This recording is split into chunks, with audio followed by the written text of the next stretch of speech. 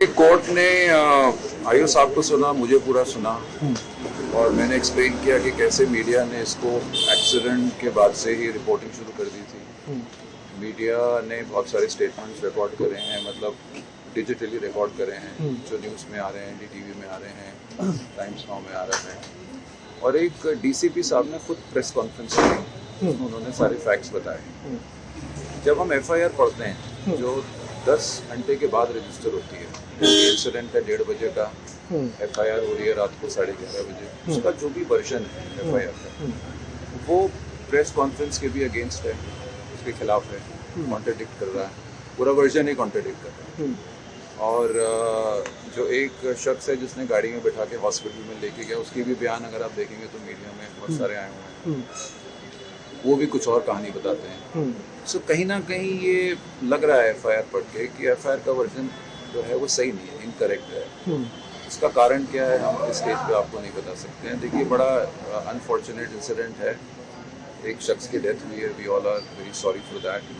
But जो कानून है, कानून तो अपने हिसाब से चलता है। अगर रैश एंड नेग्लिजेंट ड्राइविंग से किसी की डेथ है और कंट्री में वो बेलेबल ऑफेंस है, फिर वो बेलेबल ही है। आप उसको नॉन बेलेबल घुमा फिरा के कोई और सेक्शन ऐड करके करें, वो बड़ा अनफॉर्चुनेट हो जाता है। इसमें DCP साहब ने खुद बताया कि जो एक्सीडेंट हुआ वो एक्सीडेंट तब हुआ जब एक गाड़ी BMW जैसे सीधी जा रही है, दौला कुआं क्रॉस करते अगर हम आगे जाते हैं तो एक टर्न आता है, तो वो जो टर्न है वो काफ़ी एकदम शार्प है, बहुत शार्प टर्न है। तो जब वो टर्निंग आई तो उसका जो कोने वाला पोर्शन था, डिवाइडर के साथ वाला, उसमें गाड़ी पहले लगी, आगे का पोर्शन लगा। ये DCP साहब का वर्जन है। जब आगे उसकी गाड़ी लगी तो गाड़ी टर्न हुई, गाड़ी टर्न हुई तो लेफ्ट साइड में जो था ये 2 व्हीलर एक जा रहे थे, दोनों 2 व्हीलर के साथ में DTC बस थी।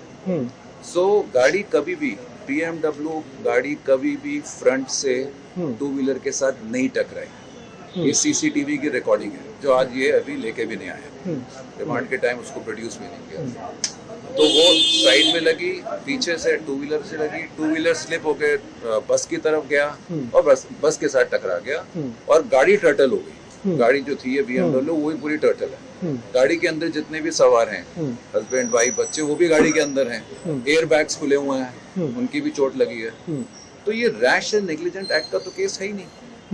चलो मान भी लिया जाए कि रैश एंड नेग्लिजेंट एक्ट था कि आपने डिवाइडर नहीं देखा, 304 का केस कैसे बन गया है? Culpable homicide not amounting to murder. There is an allegation कि आप इनको बिठा के 45 मिनट दूर के एक हॉस्पिटल में ले गए, वो सुपर स्पेशलिटी हॉस्पिटल है, वो कोई छोटा नर्सिंग होम नहीं है। कई बार ऐसा होता है, मैं खुद इंजर्ड होता हूँ तो मेरा कॉन्फिडेंस होता नहीं, वो हॉस्पिटल हमने देखा है, हॉस्पिटल बहुत अच्छा है, वहाँ हमने इलाज कराया हुआ है, कोविड में हम वहीं गए थे, अब वहाँ ले चलो, वहाँ डॉक्टर कराएंगे। और ये भी एविडेंस है कि लेडी जो है एक्यूज्ड जो है, उसने फ़ोन करके डॉक्टर से टाइप कर रही है कि हमारे हैं, आप इमरजेंसी रेडी रखिए। और जब हम वहाँ गए हैं तो ये उसका ड्राइवर का बयान आ रहा है, जब वहाँ गए हैं तो वहाँ सारे डॉक्टर्स ने इनको रिसीव किया, प्रॉपर इलाज दिया। और 46 मिनट्स के बाद, 1:30 बजे का इंसिडेंट है, 246 पे जाके वो ब्रॉड डेड, 216 हाँ, तो 46 मिनट के बाद, यानी कि सारा रास्ता करने के बाद 46 मिनट में आप वहाँ पहुँच भी गए, तो इंसिडेंट हो गया। तो ये कहीं ना कहीं मुझे लग रहा है कि जो वर्जन FIR का है या IO साहब का है, वो आप सबकी, जो आप लोगों ने इन्वेस्टिगेशन करी है, आपने बयान रिकॉर्ड करे हैं और DCP साहब खुद बयान कर रहे हैं, DCP साहब CCTV की हवालत दे रहे हैं, वो सबसे कॉन्ट्रडिक्टरी है। आई डोंट नो इसका रीजन क्या है और क्यों ऐसा किया गया है। अब वो कोर्ट में 2 दिन का वो हो गया है, JC हो गई है, JC। अच्छा, 2 दिन का JC हुआ, 2 दिन की JC हो गई है। हमने बेल एप्लीकेशन फाइल कर दी है, बेल एप्लीकेशन की हियरिंग परसों और इनको प्रोड्यूस भी किया जाएगा और अभी डॉक्टर का इलाज भी होगा, डॉक्टर के पास भी लेके जाएंगे, उसके बाद JC में। तो आज इनको JC में जेल भेज दिया गया है। हाँ, भेज दिया। सर, जो अगर पुलिस की बात करें तो पुलिस क्या कह रही है अपनी इनिशियल इन्वेस्टिगेशन में? जो कार थी BMW, जो कि बहुत हाईटेक कार है, उसकी क्या स्पीड रही होगी at the time of accident? देखो, ऐसा है ना, जो FIR है वही तो पुलिस का वर्जन तो FIR होता है। हाँ, क्या उन्होंने कहा? तो कुछ है ही नहीं जी। FIR का वर्जन आ रहा है रात को 11:30 बजे। अच्छा।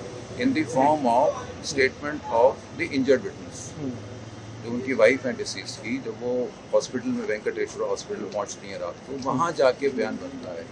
हमारा कहना है, देखो अभी तो इट्स वेरी अर्ली, हम तो केवल अपना वर्जन बता सकते हैं। हमारा वर्जन ये है कि एफआईआर पढ़ने के बाद वो कॉन्फिडेंस नहीं आ रहा, क्योंकि हम तो सुबह से ही देख रहे हैं कि आप लोग क्या रिपोर्ट कर रहे हो। सुबह से ही प्रेस कॉन्फ्रेंस हो रही है, डीसीपी साहब कुछ और कह रहे हैं, डीसीपी साहब आपको बयान दे रहे हैं, वो कुछ और कह रहे हैं, और एफआईआर कुछ और आती है। तो कॉन्फ्लिक्ट बहुत ज्यादा है दोनों के फैक्ट्स में।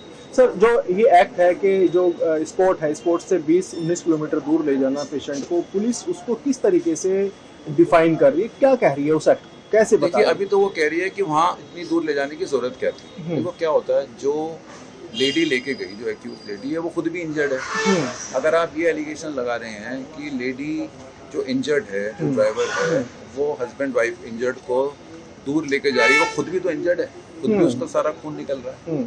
तो क्या आप ये एक्सप्लेनेशन को एक्सेप्ट करेंगे कि मैं जो, अगर मैं एक्यूज हूँ तो मैं अपने आप को भी इलाज नहीं दे रही, मैं अपने आप का भी इलाज लेट करें? Who will believe this? Completely,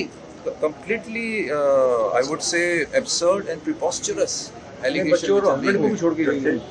अच्छा, हस्बैंड और उनको छोड़ के वहाँ, क्योंकि वो जो बाईपासर एक कोई वैन था, वैन वाले ने अपने आप रोका। वैन वाले का बयान अगर आप पढ़ेंगे तो जैसे हमारे यहाँ होता है नॉर्मली, बहुत कम लोग ऐसे होते हैं जो आके हेल्प करते हैं, मदद करते हैं। तो वो जो वैन वाला शख्स था, he was a very kind man. उसने देखा कि लोग तो वीडियो बना रहे हैं, लोग फोटो खींच रहे हैं, कोई मदद तो कर नहीं रहा, तो उसने अपने आप आके बोले जी फटाफट उठाइए, मैं इनको हॉस्पिटल लेके चलता हूँ। तो जैसे जो इंजर्ड लेडी का माइंडसेट है, जो ऑलरेडी ट्रॉमेटाइज्ड है, इंजर्ड लेडी ने कहा भी मुझे फटाफट लेके जाइए, वो उस हॉस्पिटल में कई बार लेके जाते हैं जहाँ उनका इलाज हुआ होता है पहले। तो उस टाइम कहाँ किसका ध्यान है? जो लेडी उल्टी टर्टल कार में, उल्टी कार में, और एयर बैग्स खुले हुए, वहां से उसको निकाला जाएगा, उसका माइंडसेट को आप कैसे मानो? उसका कोई नॉर्मल माइंडसेट तो है नहीं। तो सर, ये बेल एप्लीकेशन जो आप लोगों ने फाइल करके, इस पे कोई नोटिस इशू हुआ है? नोटिस इशू हो गया, रिप्लाई फाइल करने के लिए बोल दिया है, प्रोसिक्यूटर को जो है नोटिस हो गया है, परसों रिप्लाई आएगा और इस पे बहस होगी। लेडी है वैसे भी लेडी। हाँ, अच्छा एक बात बताइए, there was the need to arrest? आप हॉस्पिटलाइज्ड लेडी को निकाल के, डिस्चार्ज करा के आप अरेस्ट करें? Where is the necessity of arrest? आपने कोई रिकवरी नहीं करनी, ठीक है ना? आपने उसको कोई क्यूज के बारे में आपने नहीं पूछना, जो नॉर्मल हमारे ग्राउंड होते हैं, पुलिस कस्टडी रिमांड की, एजुकेशन की। तो where was the need of arrest? अगर आपको लगता है उन्होंने कुछ क्राइम किया तो आप ट्रायल के बाद उसको कन्विक्ट कर सकते थे। तो मेरे हिसाब से तो अरेस्ट भी जो है वो बेसलेस है।